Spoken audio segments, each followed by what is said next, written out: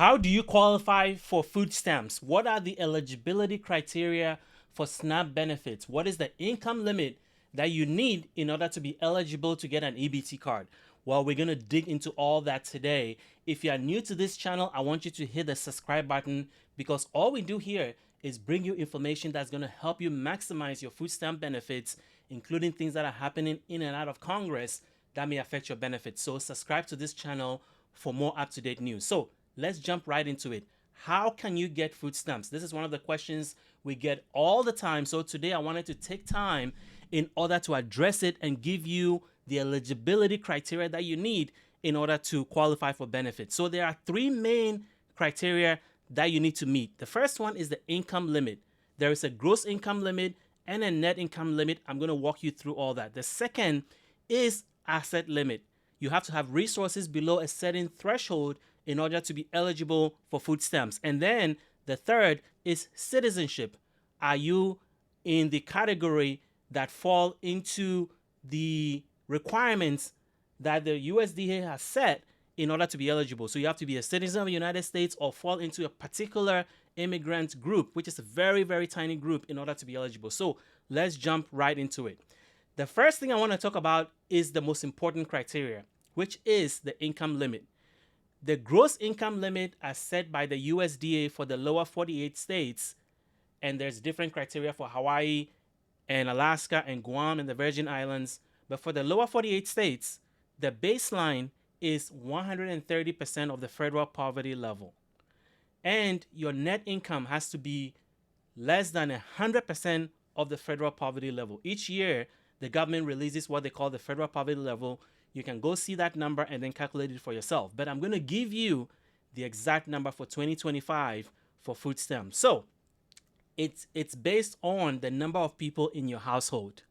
So for a household of one, if you're applying by yourself, the gross income limit, monthly limit, is $1,632. And your net income limit after deductions is $1,225.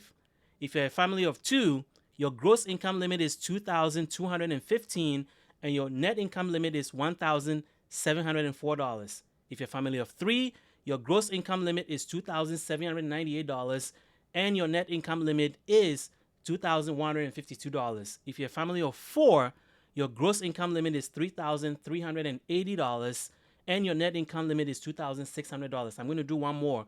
For a family of five, your gross income limit is $3,963 and your net income limit is $3,049, and so on and so forth. It goes all the way through a family of 8, 9, 10, whatever. So that is the first criteria. Now, there are allowable deductions that has to be taken from your gross income in order to arrive at the net income. This is also set by the USDA. But let me say one more thing about the income limit. Your gross income limit and net income limit, what I just gave you is the baseline. Your state may have a higher, a more friendly, or a more generous income limit. So you should check with your state, but this is the minimum that the USDA has set, and some states have better, more generous limits. Now, as I was talking about deductions, what are the deductions that are taken out of the gross income limit to arrive at the net income limit? Well, they are called allowable deductions, and they include things like, there's a standard deductions based on the number of people in your household that you can take out. So for a household of one or two, the standard deductions is $204. For a household of three, is $204. For a household of four, is $217. And for a household of five, is $254. So this is standard. Everybody gets to take it. And then there is shelter deductions. If you're homeless, there's another deduction. And then some states have extra deductions that you can take out, like childcare, etc. So once the deductions are taken out of your gross income, then you arrive at the net income. And the net income is what your food stamps benefits are calculated from. Why is all this important? Well, if your net income is high, then you get less in benefits. So it's important for you to make sure that when you apply for food stamps, you fill out the forms correctly, because you can go to jail if you tell them the wrong information or you lie on your application. And more importantly, you want to make sure that you're putting in the correct information for your deductions, because that is going to determine how much in benefits you're going to get. So if you're not paying attention or doing the work to fill out your application correctly, then you're cheating yourself. So now that you fill the application, what happens? Well, your state food stamps agency is going to then invite you for an interview. The interview is to confirm everything you've put on your application to make sure that it's correct. And then if they have any additional questions, they will ask you at the interview. And then after that, they have 3 decisions they can make. They can either approve your application, deny it if you don't meet the eligibility criteria, or they can ask for additional information. Now, obviously, the third criteria, the third thing you need to meet is a citizenship. You're either a U.S. citizen or an approved immigrant category. And as I said, that's a very, very small category. So for the most part, only U.S. citizens get food stamps, for the most part. Now, if you're approved for food stamps, your benefits are going to put on an EBT card. And the EBT card acts like a debit card you can use at approved locations to buy approved food items. And approved food items are things that you can prepare at home. You can buy hot food at the grocery store or at the convenience store. It's food you're going to take home to prepare. So there's a whole list of things that are eligible, but for the most part, it's things that you have to buy and go prepare at home. And your food stamps are deposited every month based on the criteria or the timetable or the schedule for your particular state. So you have to check with your state what the deposit schedule is. Once it hits your account, you can use it at approved grocery store, convenience store, gas stations that sell food, items that are eligible, convenience stores, etc. Pharmacies, all those are eligible for the most part. Now, if your application is denied or if you are approved for an amount that you think is not correct, you can appeal. And each state has its own appeal process that you have to follow. So that is how you apply for food stamps and how you're eligible. Now you're probably thinking, how much am I going to get once I'm approved? I'm going to tell you that. Let me get my form. So what I'm going to tell you is the maximum benefit amount for the lower 48 states. Hawaii, Alaska, U.S. Virgin Island, and Guam also have a separate maximum limit. So for the lower 48 states, if you are a person of one, you apply by yourself, the maximum benefit you can get is $292. If you're a family of 2, it's $536. If you're a family of 3, it's $768. A family of 4, $975. A family of 5, $1,158. If you're a family of 6, $1,390. A family of 7, $1,536. And a family of 8, $1,756. And if you have more people in your household, you can add $220 to the family of 8 amount. That is the maximum benefit. Only 36% of all food stamps applicants or food stamps beneficiaries get the maximum benefit. So it means that over 64% of people who are on food stamps do not get the maximum benefit. So it means that you are more than likely not to get the maximum. But this is what you can get if you meet all the eligibility criteria for maximum benefit. Now, what do you have to know about food stamps when you apply? Number one, it is a needs-based program. So if you apply, you have to meet the eligibility criteria.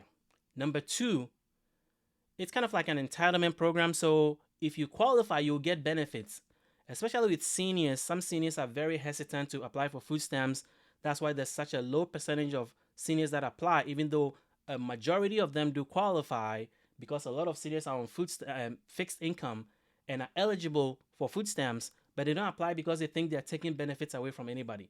You are not taking benefits from anybody when you apply. If you are eligible, you will get the money. That's how the program has been set up.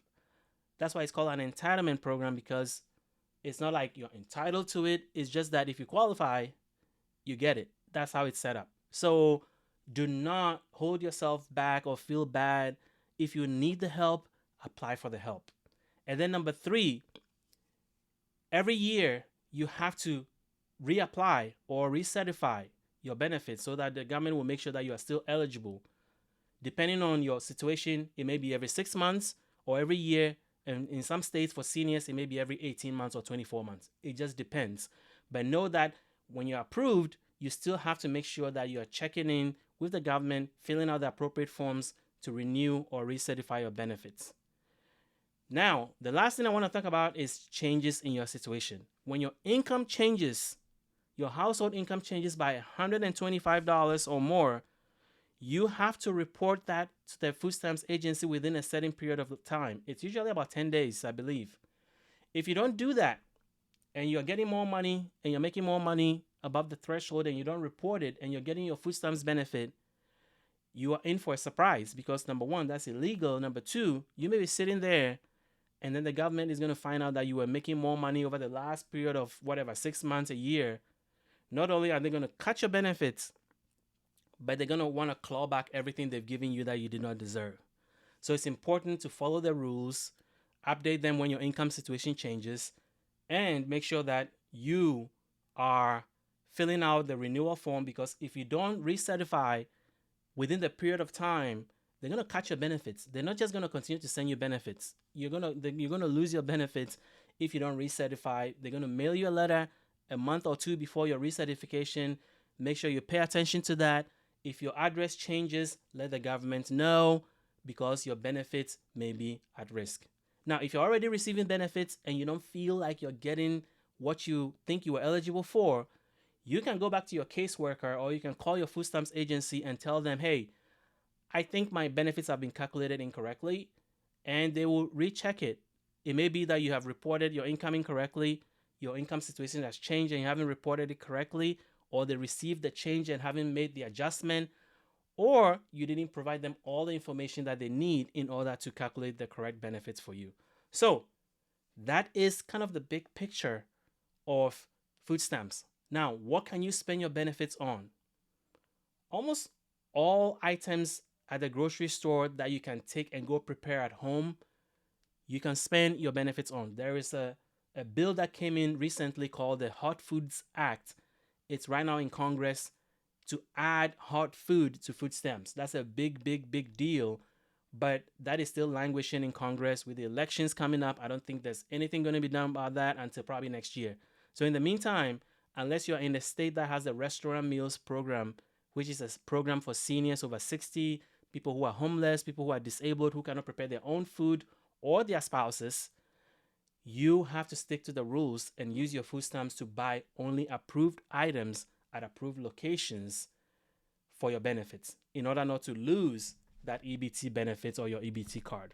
So if you have any questions at all about anything that I've talked about regarding how to get food stamps, how to be eligible, what you qualify for, or how to appeal, ask me in the comment section below. If you are new to this channel, please hit the subscribe button. We appreciate your support.